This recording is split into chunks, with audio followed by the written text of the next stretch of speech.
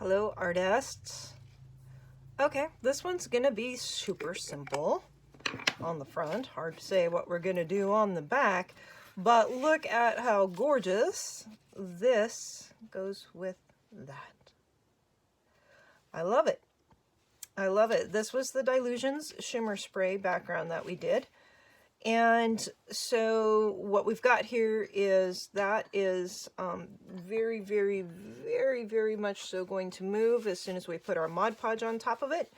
So let's just put our Mod Podge on top of it first to kind of set it. You've watched me do this numerous times. This is a dry brush technique. It is a very light coat of Mod Podge. You could also do something like a spray varnish, or you see how little I'm actually using here. You could use a spray varnish to set this. Oh yeah, those glaze, Tim Holtz does have a distress glaze that you could use. That might work to set it. The only thing is putting anything over the top of the distress glaze. It seems to be a waxy substance, so I've got it actually sitting here. It's kind of a little bit of a wax, so I don't know how that would work to put anything else over the top of it. Oz hair. Don't put your dog hair into your artwork. That's always the constant challenge, isn't it? Let's see if it's taking down this shimmer at all. Okay, so don't get a super heavy coat of Mod Podge. If you do, it's going to turn it white. We do not want white. We want all of this beauty underneath of here. Very light amount, just trying to set it. Doing little crisscrossy motions with my paintbrush so that we don't want a whole lot of brush strokes in this, although there are some here already.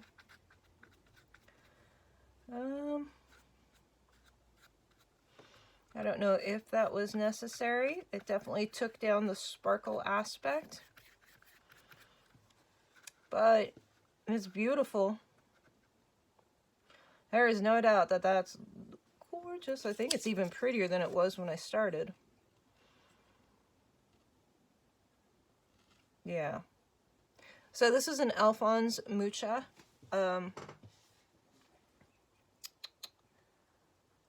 image. One of his illustrations.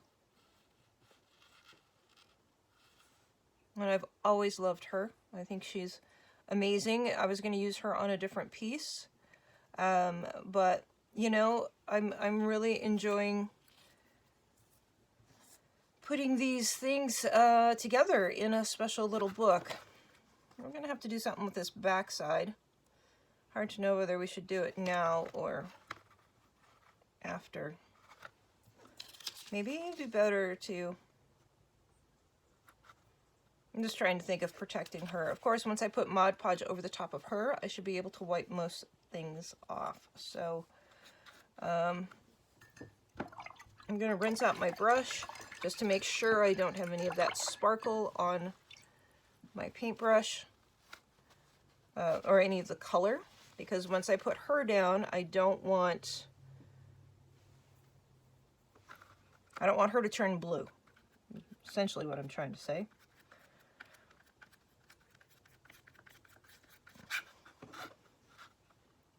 If I could spit it out.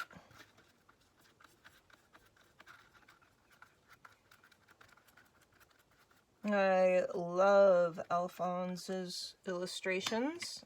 He was an amazing artist working in late 1800s, early 1900s, I believe. Art Deco, which I love Art Deco. I just want to make sure that she's at least... I'm trying to make sure she's straight up and down, the minimum. Alright, I'm going to bring in our paper towel, push her down, trying to push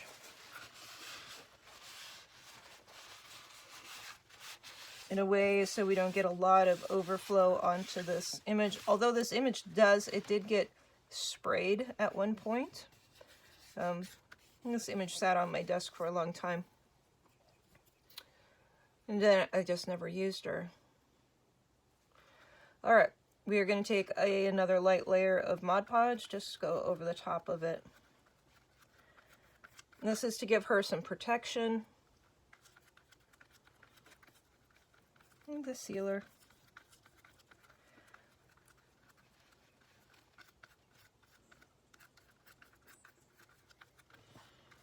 It does not take a lot of this Mod Podge. It takes a very little amount. And if you use too much, you can get a lot of stickiness, or it doesn't dry quite properly. So just use a light touch with your Mod Podge. You don't need a ton.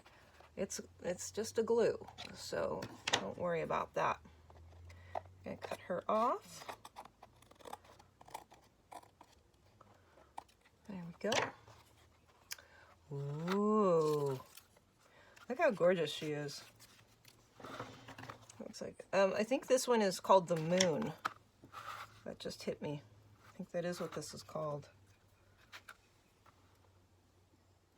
He did a series of these women. I think there's about 4 of them.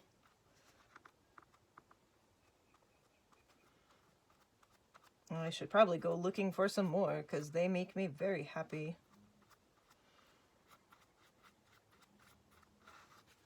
You know, there's a lot of different ways we can collage. You can collage with all sorts of different pieces and parts and all of that. I'm not really that type of an artist. I like things that are more, I mean, there's occasionally where I'll, you know, put a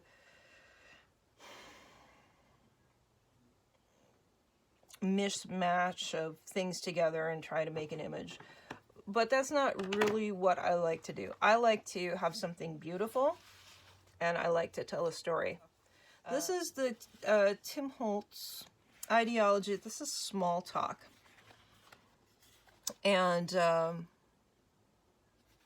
like this one. Keep some room in your heart for the unimaginable. That's a good one.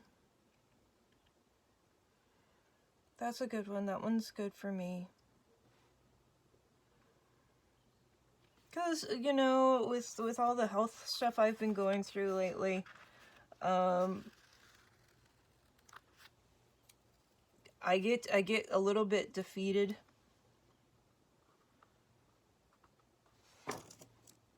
And definitely down here. And I like it all in one sentence, actually. You can cut these up, you know, and let's see. Would it be better to cut that up? Keep some room in your heart for the unimaginable. Ooh, okay, let's do that.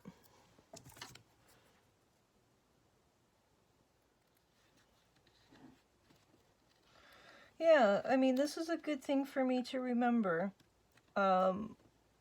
You know, when I go through health issues, you know, and I think about being alone and, you know, who's gonna want to be in a relationship with me, because I'm sick, you know, and some days I'm great and some days I'm fine, and other days I'm very sick.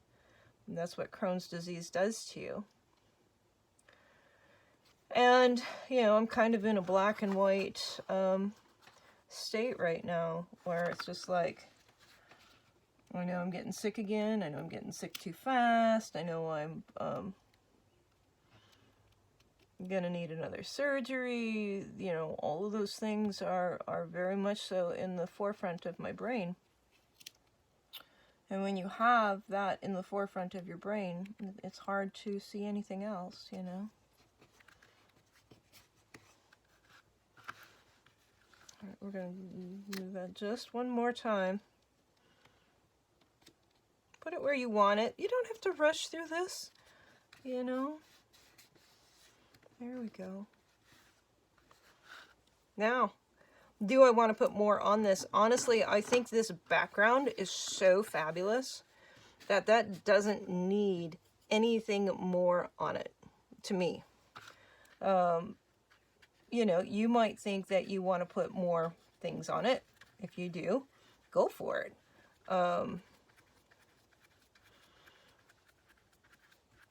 You know, that background is incredible, and it was one of the easiest ones. Remember, that one went super fast.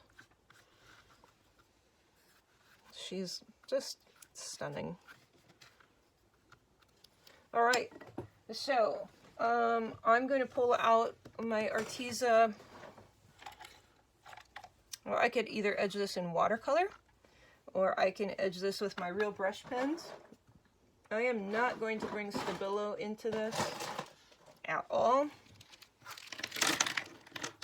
Let's grab this nice dark purple and see how that color is. Because I want to kill her white edges. Give her a little shadow. I do not want to give her some big, deep, dark, smudgy mess of a shadow. So, and also with using a watercolor brush pen, now that she's been covered with Mod Podge, is that if I get it on top of her, I can take it off to a certain extent here. Oh, got a little wrinkle in her there. Let's push it down.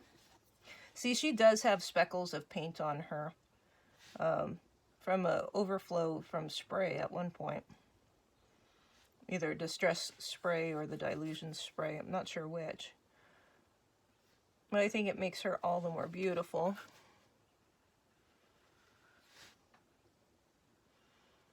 And I'm just coloring the edges, those white edges from the cutout. And just giving her just a little extra definition. A little halo, maybe, of shadow. Halo of shadow? Is that a real thing? I think it should be.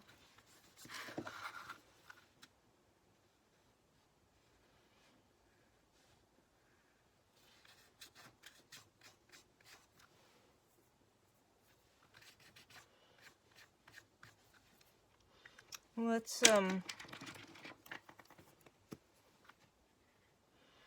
yes. Just bringing a little color into her, a little bit more warmth.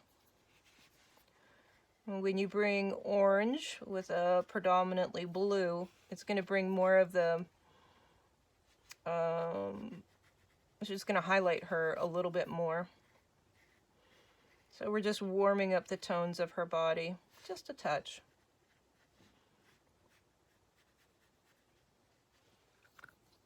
This peach color is really a nice color for skin tone. You know, you can always use a mix. This ginger is a great one. You know, the real brush pens, they're so nice to use. They're very soft. They go on subtly, but they do give just a nice touch of color without overwhelming anything. I'm just taking down the white. You know, I'm not a big fan of white. So I'm going to take this blue. Actually, I'm going to give her a little bit more shadow through here. Maybe I'll just make her dress a little bit bluer. Oh, well, shoot, that's right here. You guys know I like to use the Timber Brown over black. That Royal Purple would have worked fine.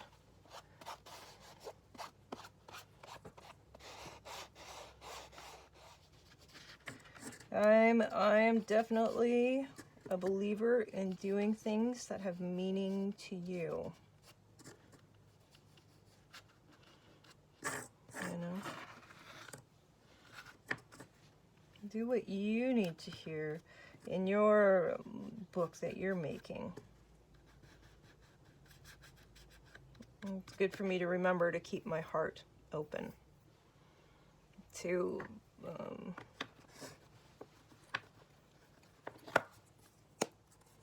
open to possibilities. You know, it just doesn't seem like there's a lot of possibilities right now, and that's kind of, you know, where I get stuck. I'm just going to pull some of that color off.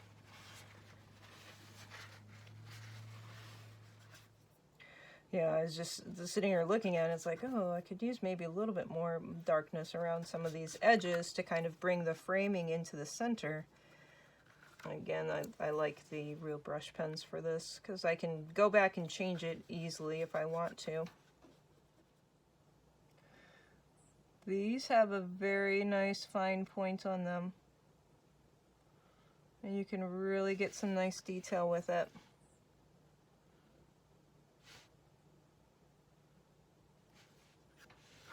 You don't have to go all the way around things. All right, I don't care for that line very much. Let's see if we can fix it. Ta-da!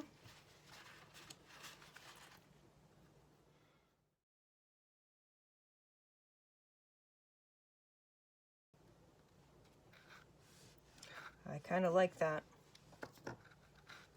It's very subtle. Now, the other thing that I could use that might be better,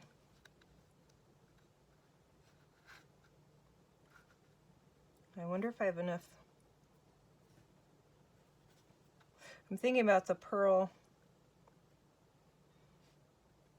Ranger Pearl. You've seen me use those before. I think this is a lot more subtle than what those pearls would be, though.